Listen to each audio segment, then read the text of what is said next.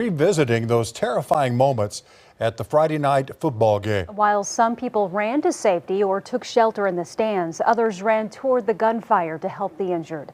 16-year-old Cordea Carter was killed that night. A 15-year-old is now in custody, accused of pulling the trigger. Carter was not the only victim. 42-year-old man was shot in the chest that night, too. And tonight we are hearing from the men who ran to his aid. News 4's Caitlin Ogle has the story from Choctaw.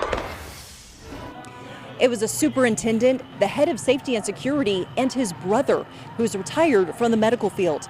They tell me it felt like it took hours to calm the man down and tend to his wound.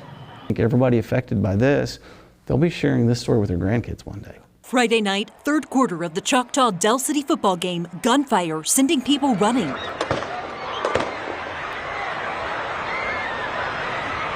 People start falling down, or not falling, but kind of diving down, and they were going there, they were taking cover.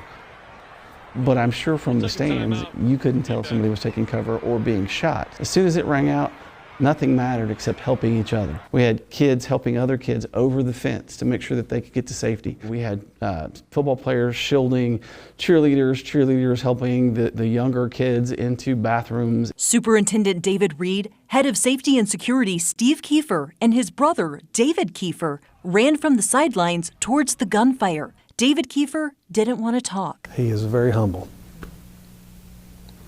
He doesn't want attention. All three finding the 42-year-old by the visitors' concession stands, shot in the chest. My main function was just trying to make sure that the scene was clear. David Kiefer immediately going back to his training. There was a plastic bag that happened just to show up. And he said, grab that bag. So I grabbed the bag and he said, cut it in half, do this, and you put that on this man's wound. If we didn't have ice, he said, find a cold water bottle. Kind of cool them down. We came up with the term medical MacGyver for him. They also tried to keep the victim calm. You're going to be all right. We're going to make it. Stay with me, you're going to make it. And he did. Since then, Reed and Kiefer have focused on students, which has in turn helped them because no one will ever forget that night. The trauma that was experienced by the people that were there, that's something that will last a lifetime. In Choctaw, Caitlin Ogle, Oklahoma's News 4. And once again, the man who was saved is in good condition. He was shot by an off-duty Del City officer working security. That part of last Friday night's event is still under investigation.